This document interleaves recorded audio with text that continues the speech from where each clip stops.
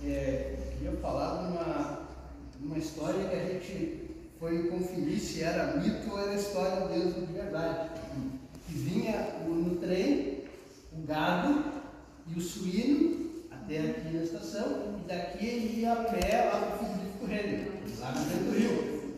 E daí um boi teria entrado no armazém do seu Brito, ali na esquina da Independência. Daí eu fui procurar o filho do seu Brito, quero saber se é história ou é mito.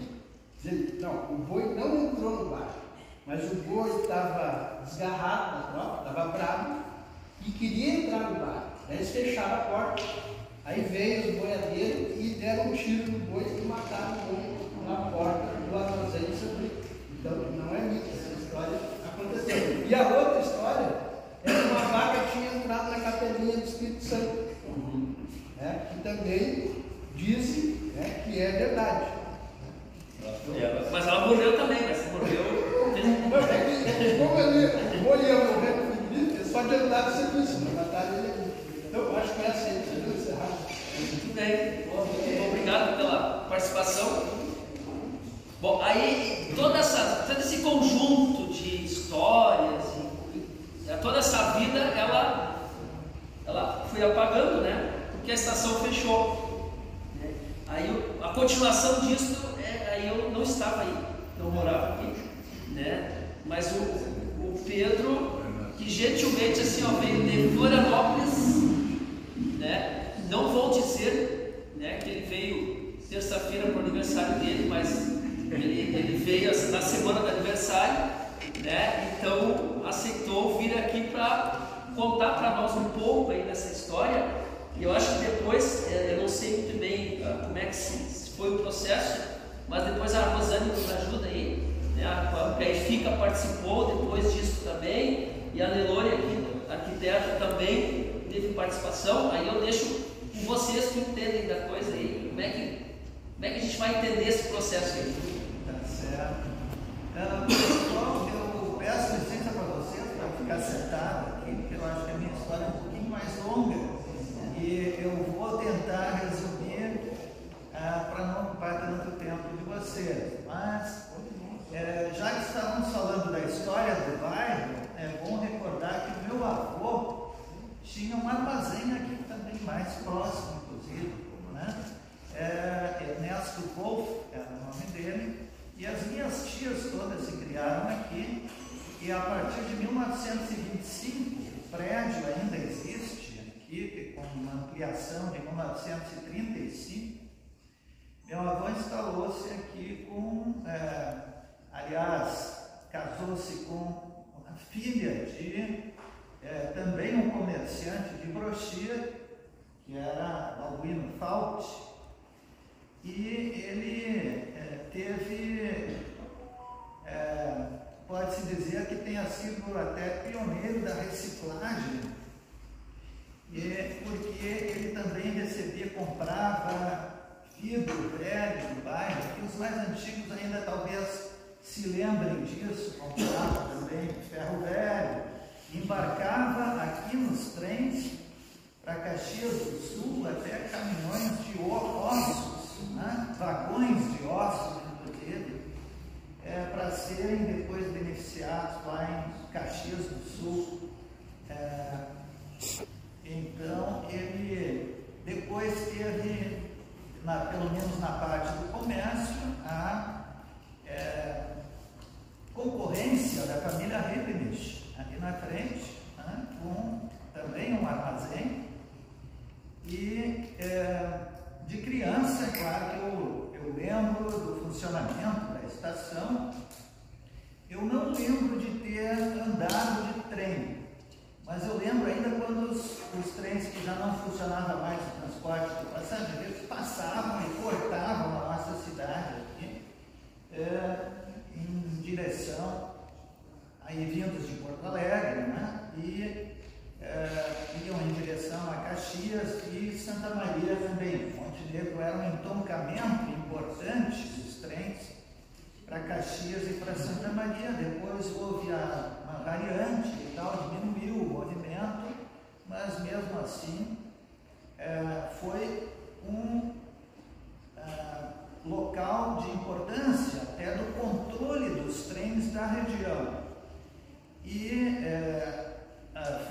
através também dos teleégrafos, aqui em toda essa parte de comércio e transporte de passageiros, que mostra que a estação de Montenegro também foi responsável para trazer para cá essa grande classe de ferroviários, né, de tantos habitantes novos que vieram para a cidade, em função da ferrovia. Bom,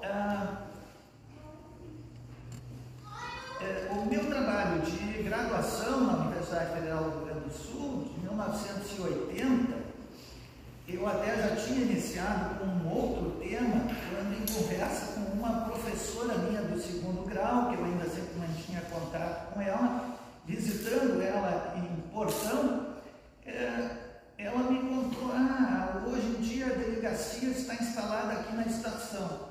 E aí me veio aquela lembrança da estação, sendo que no mesmo período a Prefeitura Municipal de Montenegro tinha já encaminhado um grande projeto de reestruturação urbana, com o chamado Projeto Cura. Era o ano de 1980, e é claro que eu estava propondo, na época, eu já sabia que havia a proposta de um centro cultural.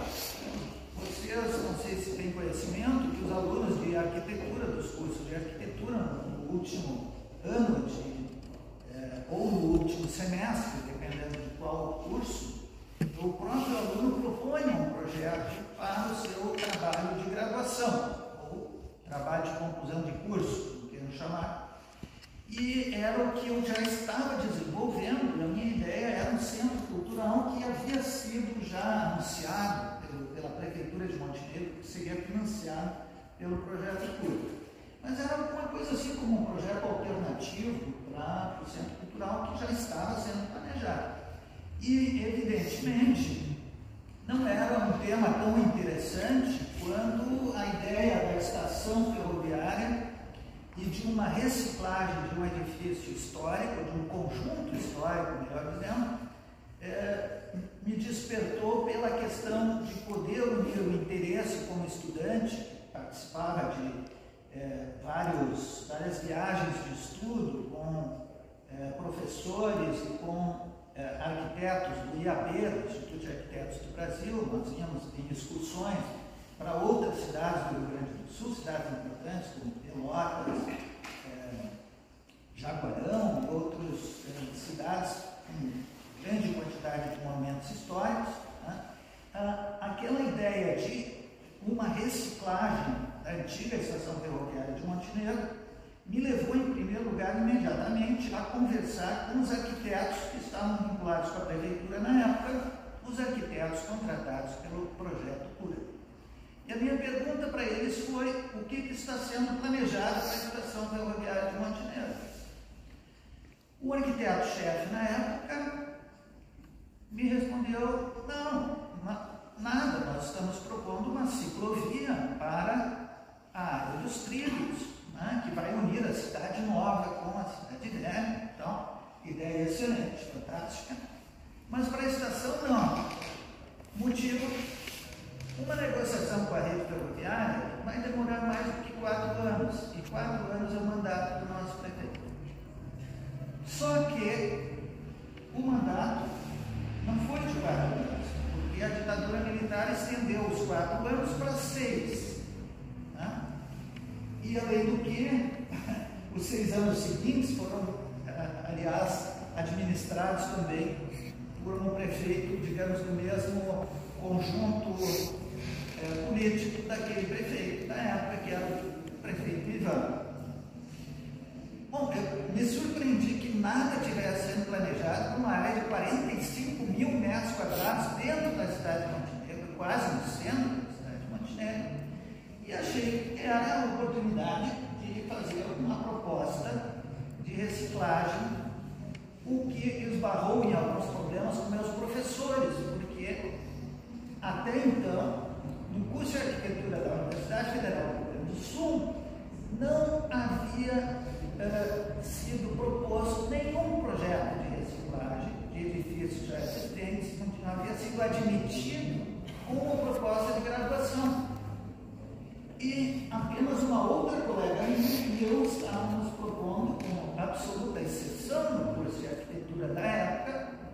reciclagem. Ela reciclando um edifício na cidade, no centro de Porto Alegre, e eu estava colocando o conjunto todo da Estação Ferroviária de Montenegro como proposta de graduação. E a partir daí desenvolvi as minhas pesquisas, tanto nos arquivos da Rede Ferroviária Federal de Porto Alegre.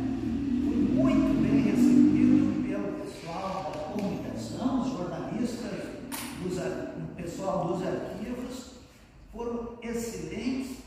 Inclusive, depois de concluído o projeto, eu pude fazer também uma exposição do próprio projeto na sede da Rede Ferroviária Federal em Porto Alegre. Por quê? Em primeiro lugar, todo o envolvimento, nós agradecimentos da Rede Ferroviária Federal pela disponibilidade de todo o seu acervo e a própria equipe de funcionários da Rede Ferroviária Federal. E também a Rede Ferroviária tinha um interesse em vender esse patrimônio para a prefeitura. Já estava desativado, se eu não me engano, já estava erradicada a linha, que é uma outra categoria, que possibilitava a alienação do patrimônio para a prefeitura. Ora, concluído o projeto, antes daquela exposição em Porto Alegre, eu fiz uma exposição em Montenegro, em dezembro de 1980. Eu já tinha me formado em julho e fiquei trabalhando ainda em cima dos projetos para montar uma exposição em painéis, com fotografias, etc., todos os desenhos, colorindo, fazendo aquilo que não tinha dado tempo de fazer para a minha graduação, que era uma correria só num semestre, e eu já tinha perdido muito tempo com uma outra ideia até que iniciei esse trabalho. E essa exposição foi feita então no final do ano de 1980, no Clube Rio Grandense e tal. E um amigo da família, correligionário do meu pai, o Titonho, Luiz Antônio Rosa, que ele se lembra, disse que ia fazer uma surpresa para mim naquele dia. E quem aparece na tal exposição, além das autoridades municipais, que tinham sido, obviamente, convidadas, o prefeito Ivan estava lá, o deputado Cardona na exposição, muitas outras pessoas da cidade, e aparece o senador Pedro Simão.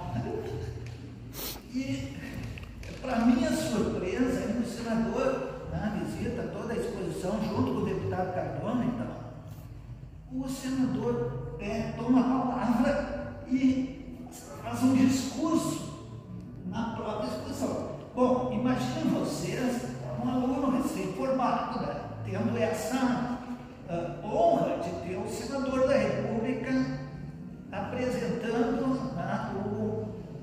o próprio projeto, dando a sua avaliação, inclusive, assim como até rompeu-se ali isso foi completamente inesperado para mim, rompeu-se até, como é que se diz mesmo, o protocolo. O senador falou primeiro, o deputado também fez um discurso, e o prefeito Ivan também se manifestou e disse, é uma ótima ideia e tal. Pena que nós, na prefeitura, não temos recursos para fazer isso. Foi bem sucinta até na sua colocação, porque o senador tinha dito, olha, uma ótima ideia na preservação dos edifícios, e com certeza o nosso prefeito vai assumir a ideia.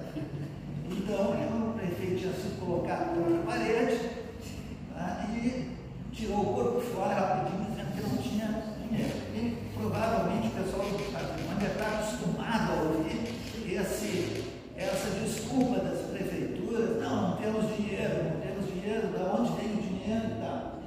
Bom, mas o mais importante disso tudo foi que as pessoas da comunidade que ali estavam se entusiasmaram com a ideia. E eu sei que eu não poderia citar todos,